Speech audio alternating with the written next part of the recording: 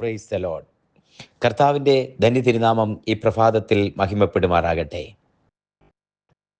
ഒരു പുത്തൻ പ്രഭാതം കൂടി നമുക്ക് കാണുവാൻ സർവവല്ലഭനായ ദൈവം ആ പാതാരബിന്ദത്തിൽ നമസ്കരിക്കുവാൻ ആയുസ്സോടെ, ആരോഗ്യത്തോടെ, ബലത്തോടെ, സന്തോഷത്തോടെ നമുക്കായി ശിക്ഷിപ്പിച്ച നമ്മുടെ ദൈവത്തിന് എല്ലാ മാനവും മഹത്വവും അർപ്പിച്ചുകൊണ്ട് ഇന്നത്തെ വേദവചന ധ്യാന ചിന്തയിലേക്ക് പ്രവേശിക്കുന്നതിന് ആധാരമായി മലാക്കി പ്രവചനം അതിൻ്റെ 3-ാമത്തെ അധ്യായം 16-ാമത്തെ വാക്യം വായിച്ചു കേൾപ്പിക്കുന്നു. മലക്കായി ചാപ്റ്റർ 3 വേഴ്സ് 16. യഹോവ ഭക്തന്മാർ അന്ന് തമ്മിൽ തമ്മിൽ സംസാരിച്ചു, യഹോവ ശ്രദ്ധ വെച്ച് കേട്ടു. യഹോവ ഭക്തന്മാർക്കും അവന്റെ നാമത്തെ സ്മരിക്കുന്നവർക്കും വേണ്ടി അവന്റെ സന്നിധിയിൽ ഒരു സ്മരണ പുസ്തകം എഴുതി വെച്ചിരിക്കുന്നു. മിക്കവാറും പ്രാർത്ഥനകളിലേക്ക് ഉപയോഗിക്കുന്ന ഒരു വാചകമാണ് യഹോവ ഭക്തന്മാർ തമ്മിൽ തമ്മിൽ സംസാരിച്ചു, യഹോവ ശ്രദ്ധ വെച്ച് കേട്ടു. പ്രാർത്ഥന ചില സമയങ്ങളൊക്കെ നമ്മൾ പ്രാർത്ഥന കഴിഞ്ഞിട്ട് പ്രാർത്ഥിക്കുമ്പോൾ പറയുന്ന വാക്കുകളാണ് ഞാനും കേട്ടിട്ടുണ്ട്, പലപ്പോഴും ഉപയോഗിച്ചിട്ടുണ്ട്. അപ്പോഴെല്ലാം ഉപയോഗിക്കുന്ന ആ വാചകം പോസിറ്റീവായിട്ട് ചില കാര്യങ്ങളൊക്കെ പറഞ്ഞു, കർത്താവിന് വേണ്ടി ചില കാര്യങ്ങൾ ചെയ്യണം, എങ്ങനെയൊക്കെ പറഞ്ഞു എന്നാണ് വിചാരിക്കുന്നത്, എന്നൊക്കെയാണ് നമ്മുടെ ചിന്ത. പക്ഷേ അല്ല, യഹോവ ഭക്തന്മാർ കൂടുമ്പോൾ പോസിറ്റീവ് അല്ലാതെ നെഗറ്റീവായിട്ട് കുറച്ച് കാര്യങ്ങൾ പറയുന്ന സാഹചര്യം ഉണ്ടോ എന്നൊന്ന് ശോധന ചെയ്യണം. ഇല്ലെങ്കിൽ ഇന്ന് പ്രഭാതത്തില് ഈ വചനം കേട്ടുകൊണ്ടിരിക്കുമ്പോൾ മലാക്കി 3-ാം അധ്യായത്തിന്റെ 13-ാം വാക്യം തൊട്ട് വായിക്കുമ്പോൾ യഹോവ ഭക്തന്മാർ എന്താണ് തമ്മിൽ സംസാരിച്ചത്? ഹല്ലേലൂയ. യഹോവ ഭക്തന്മാർ എന്താ സംസാരിച്ചത്? എപ്പോഴും പ്രാർത്ഥനയ്ക്കും അല്ലാതെയും പറയും യഹോവ ഭക്തന്മാർ തമ്മിൽ സംസാരിച്ചു, യഹോവ ശ്രദ്ധ വെച്ചിട്ട്. എക്സാക്ട്ലി കേൾക്കുന്നു, ദൈവം കേൾക്കുന്നു. യഹോവ അവർ തമ്മിൽ സംസാരിക്കുന്നു, യഹോവ കേൾക്കുന്നു നിശ്ചയമായിട്ടും. പക്ഷേ എന്താ കേട്ടത്? എന്താ സംസാരിച്ചത്? യഹോവ കേട്ടത് എന്താ? അതിന് മുമ്പിലത്തെ വാക്യങ്ങൾ പറയുമ്പോൾ 13-ാമത്തെ വാക്യം തൊട്ട് പറയുന്നുണ്ട്, ദൈവത്തിന് നേരെ വാക്കുകൾ കഠിനമായിരിക്കുന്നു എന്ന് യഹോവ പറയുന്നു. കാരണം ഞങ്ങൾ നിന്റെ നേരെ എന്തു സംസാരിക്കുന്നു എന്ന് ചോദിക്കുന്ന യഹോവയ്ക്ക് ശുശ്രൂഷ ചെയ്യുന്നത് വ്യർത്ഥം. ഞങ്ങൾ അവന്റെ കാര്യം നോക്കുന്നതിനാലും സൈന്യങ്ങളുടെ യഹോവയുടെ മുമ്പാകെ കറുപ്പെടുത്തു നടന്നതിനാലും എന്തു പ്രയോജനമുള്ളൂ? ആകയാൽ ഞങ്ങൾ അഹങ്കാരികളെ ഭാഗ്യവാന്മാർ എന്ന് പറയുന്ന ദുഷ്പ്രവർത്തിക്കാർ അഭ്യുദയം പ്രാപിക്കുന്നു, ദൈവത്തെ പരീക്ഷിക്കുന്നവർ ശിക്ഷ ഒഴിഞ്ഞു പോകുന്നു എന്ന് നിങ്ങൾ പറയുന്നു. ഒരു വലിയൊരു നിരാശന വാക്കാ. സങ്കീർത്തന പുസ്തകത്തിൽ ഇത് എഴുതിയിട്ടുണ്ട്. ദുഷ്ടന്മാരുടെ അസൂയ കണ്ടിട്ട് എനിക്ക് അവരോട് അസൂയ തോന്നി. ദുഷ്ടന്മാരുടെ അവരുടെ വളർച്ച കണ്ടിട്ട് എനിക്ക് അവരോട് അസൂയ തോന്നി. സദൃശവാക്യത്തിൽ എഴുതിയിട്ടുണ്ട്, ദുഷ്ടന്മാർ അത് വേഗത്തിൽ വളരുന്നു, പച്ച പുല്ല് പോലെ വളരുന്നു. സങ്കീർത്തന പുസ്തകം പറയുന്നു. ഇതുപോലൊരു സാഹചര്യമായി ഇവിടെ. യഹോവയുടെ കാര്യം നോക്കുന്നത് വ്യർത്ഥം. ദൈവത്തെ അന്വേഷിച്ചിട്ട് കാര്യമില്ല. കറുപ്പെടുത്ത് നടക്കുക എന്ന് പറഞ്ഞാൽ ഉപവസിക്കുന്നതും പ്രാർത്ഥിക്കുന്നതും ഒക്കെ വ്യർത്ഥം. അഹങ്കാരികൾ ഭാഗ്യവാന്മാർ, ദൈവത്തെ പരീക്ഷിക്കുന്നവർ ശിക്ഷ ഒഴിഞ്ഞു പോകുന്നു. നമ്മൾ ദൈവത്തെ അന്വേഷിക്കുന്നത് വ്യർത്ഥം. സങ്കടത്തോടെ പറയുന്നതാ, സാഹചര്യം ഏതായാലും. മലാക്കി പറയുമ്പോ ഈ ജനം സങ്കടത്തോടെ ഇരിക്കുക. ഒരുപക്ഷെ പ്രാർത്ഥനയ്ക്ക് മറുപടി കിട്ടാതിരിക്കുമ്പോൾ നമ്മുടെയൊക്കെ ചിന്ത പോലെ നാളുകളായി ചില വിഷയങ്ങൾക്ക് വേണ്ടി പ്രാർത്ഥിച്ച് ഉപവസിച്ച് കരഞ്ഞിട്ട് മറുപടി കിട്ടാതിരിക്കുമ്പോൾ നമ്മുടെ വായിൽ നിന്ന് നിരാശയുടെ വാക്ക് വരുന്നത് പോലെ. ഇത് കൂടുന്നത് അന്യജാതിക്കാരല്ല, യഹോവയെ അറിയാത്തവരല്ല. വ്യക്തമായി എഴുതിയിരിക്കുന്ന യഹോവ ഭക്തന്മാർ തമ്മിൽ സംസാരിച്ചു, യഹോവയുടെ നേരെ സംസാരിക്കുന്ന എഴുതിയിരിക്കുന്നത്. അപ്പൊ ഇവിടെ ഒരു ടേണിംഗ് പോയിന്റ് ഉണ്ട്, ഇവിടെ ഒരു ട്വിസ്റ്റ് ഉണ്ട്. ആ ട്വിസ്റ്റ് ഒന്ന് മനസ്സിലാക്കണം.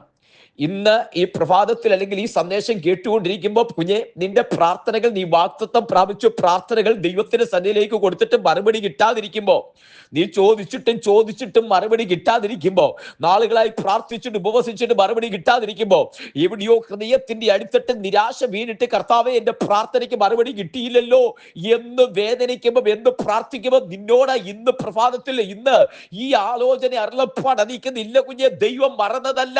നിങ്ങൾ സംസാരിക്കുന്നത് എഴുതുവാൻ ദൈവത്തിന്റെ സന്നിധിയിൽ ഒരു സ്മരണയുടെ പുസ്തകം ഇരിക്കുന്നുണ്ട്. അവൻ പറയുന്നു, തുരുത്തിയിലാക്കി നിന്റെ കണ്ണുനീര് വീഴുന്നത് തുരുത്തിയിലാക്കി അളന്നെടുത്ത് അത് തുരുത്തി നിറയുമ്പോൾ നിനക്ക് വേണ്ടി ഉത്തരവയ്ക്കുന്ന ദൈവമുണ്ട്. നിന്റെ പ്രാർത്ഥന സ്വർഗത്തിലെത്തുമ്പോൾ ദൈവത്തിന്റെ തക്ക സമയത്ത് നിനക്ക് വേണ്ടി ഉത്തരവയ്ക്കുന്ന ദൈവമുണ്ട്. കഴുകുമരം ഉയർത്താൻ മാത്രമേ ഹാമാന് കഴിയത്തുള്ളൂ. അതിൽ ആര് തൂങ്ങണമെന്ന് തീരുമാനിക്കുന്നത് അത് ദൈവമാണ്. കഴുകുമരം നിനക്കെതിരായി ഉയർത്താൻ മാത്രമേ കഴിയുള്ളൂ.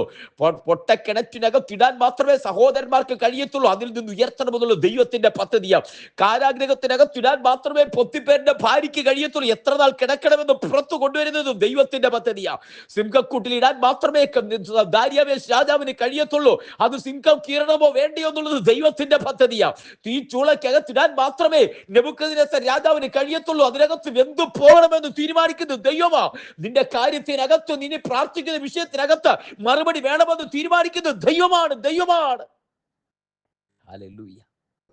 അത് ദൈവത്തിന്റെ തക്ക സമയത്ത് ഞാൻ ഇങ്ങനെ പറയാറുണ്ട്, നമ്മുടെ ഒരു ടൈമുണ്ട് ദൈവത്തിന്റെ മറുപടിക്ക് വേണ്ടി.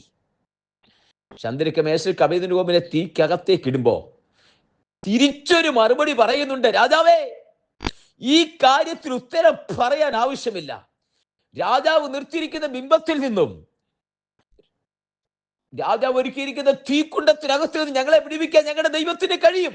വിടുവിച്ചില്ലെങ്കിലോ, ഹല്ലേലൂയ, ഈ വാക്ക് കേട്ടോ, വിടുവിച്ചില്ലെങ്കിലും, ഹല്ലേലൂയ, വിടുവിച്ചില്ലെങ്കിലും. അത് നെഗറ്റീവ് വാക്കല്ല, പോസിറ്റീവ് വാക്കാ. വിടുവിച്ചില്ലെങ്കിലും രാജാവ് നിർത്തിക്കുന്ന ബിംബത്തെ നമസ്കരിക്കത്തില്ല, ഞങ്ങളങ്ങ് ദൈവസന്നിധി ചെന്നോട്ടെ എന്നാ.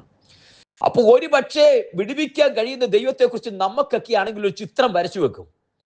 ആഴി കൂട്ടിയിരിക്കുന്ന പുറത്താണ്, തീ കൂട്ടിയിരിക്കുന്ന പുറത്താണ്. ആ തീ ഇങ്ങനെ കത്തി ജ്വലിച്ചു വരുമ്പം ഈ സഹോദരന്മാരെ, ചെറുപ്പക്കാരെ, ചന്ദ്രക്ക് മേശക്ക് അഭിനകുമനെ കൊണ്ടിടാൻ പോകുമ്പോഴത്തേക്കും ചിലപ്പോൾ തീ ആകാശത്ത് ഇടിവെട്ടി മഴ പെയ്ത് തീയുടെ ആ തീയിലേക്ക് വീണ് തീ അങ്ങ് കെട്ടുപോകും. അങ്ങനെ രാജാവിന്റെ മനസ്സ് മാറും. ഇതൊക്കെ നമ്മുടെ പദ്ധതിയാ, നമ്മുടെ പ്ലാനാ. ഞാനാണെങ്കിൽ അങ്ങനെയൊക്കെ ചിന്തിച്ചാനേ, അല്ലെ? നമ്മുടെ സാഹചര്യത്തിനകത്ത് ഞാൻ ഒരു ഉദാഹരണം പറഞ്ഞതാ. നമ്മുടെ സാഹചര്യത്തിനകത്ത് നമുക്കെതിരായിട്ട് നിൽക്കുന്നവർക്കൊക്കെ നമുക്കൊരു പദ്ധതിയുണ്ട്. ദൈവമേ ഇങ്ങനെ ചെയ്തിരുന്നെങ്കിൽ. ഒരിക്കൽ ശിഷ്യന്മാർ ചോദിച്ചു, ദൈവമേ ആകാശത്ത് നിന്ന് തീ ഇറക്കി ഇവരെ ദയിപ്പിക്കുന്ന നിനക്ക് സമ്മതമോ എന്ന് ചോദിച്ചു. ദൈവം പറഞ്ഞു, നിങ്ങൾ മിണ്ടാതിരിക്കേ. യേശു കർത്താവ് നിങ്ങൾ മിണ്ടാതിരിക്കേ. കർത്താവിന്റെ പദ്ധതി വേറെയാ. കർത്താവിന് പദ്ധതിയുണ്ട്. കർത്താവിന് നമ്മുടെ ജീവിതത്തെക്കുറിച്ച് പദ്ധതിയുണ്ട്. കർത്താവിന് നിന്നെക്കുറിച്ച് പദ്ധതിയുണ്ട്. കർത്താവിന് നമ്മെക്കുറിച്ച് പദ്ധതിയുണ്ട്. അത് നീ അറിയാത്ത, ഞാനറിയാത്ത പദ്ധതി ദൈവത്തിനുണ്ട്. അതുകൊണ്ടാ യിരെമ്യാ പ്രവാചകൻ പറയുന്നത്, നിന്റെ വഴിയല്ല ദൈവത്തിന്റെ വഴി, നിന്റെ വിചാരമല്ല ദൈവത്തിന്റെ വിചാരം. ആകാശം ഭൂമിക്ക് മീതെ ഉയർന്നിരിക്കുന്നത് പോലെ ദൈവത്തിന്റെ വഴി നിന്റെ വഴിയോട്, ദൈവത്തിന്റെ വിചാരം നിന്റെ വിചാരത്തോട്, നിനക്ക് വേണ്ടിയുള്ള വിചാരങ്ങൾ. 29-ാം അധ്യായം ആ യിരെമ്യാ പ്രവാചകൻ പറയുന്നു, നിങ്ങൾക്ക് വേണ്ടിയുള്ള ദൈവത്തിന്റെ വിചാരം അത് തിന്മയ്ക്കല്ല നന്മയ്ക്കായി തന്നെ ശുഭത വരുത്തുന്ന, സുഖം വരുത്തുന്ന, ശുഭത വരുത്തുന്ന ദൈവത്തിന്റെ പദ്ധതി നിനക്ക് വേണ്ടിയുണ്ട്. മടുത്തു പോകരുത്, നിരാശപ്പെടരുത്. ഇവിടെ യഹോവ ഭക്തന്മാർ തമ്മിൽ സംസാരിച്ചു. യഹോവ ശ്രദ്ധ വെച്ച് കേട്ടു. നീ സംസാരിക്കുന്ന വാക്കുകൾ ദൈവത്തിന് പോസിറ്റീവായിട്ടായിരിക്കട്ടെ. പ്രവർത്തിക്കാൻ ശക്തനായ ദൈവത്തെ, വിടുവിക്കുന്ന ദൈവത്തിനെ, പ്രവർത്തിക്കാൻ ശക്തനായ ദൈവം. ഓ ഹല്ലേലൂയ.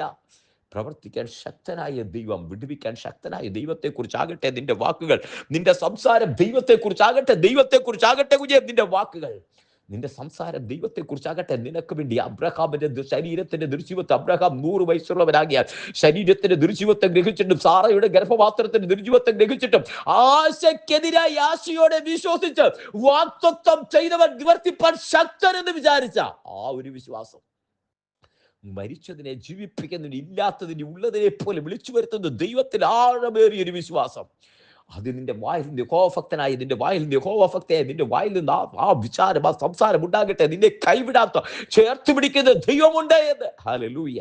ദൈവകരങ്ങളിലേക്ക് സമർപ്പിക്കാം, ഒരുമിച്ച് പ്രാർത്ഥിക്കാം. സ്വർഗീയ പിതാവേ, ഞാൻ ജനത്തെ അനുഗ്രഹിച്ച് പ്രാർത്ഥിക്കുന്നു, ആത്മാവിൽ ജനത്തെ അനുഗ്രഹിക്കുന്നു, ദൈവകരങ്ങളിലേക്ക് സമർപ്പിച്ച് പ്രാർത്ഥിക്കുന്നു. കർത്താവേ, ജനത്തെ ഞാൻ അനുഗ്രഹിക്കുന്നു, വചനം കേൾക്കുന്ന എല്ലാവരെയും അനുഗ്രഹിച്ച് പ്രാർത്ഥിക്കും, ഞങ്ങളുടെ കരങ്ങളിലേക്ക് സമർപ്പിക്കുന്നു.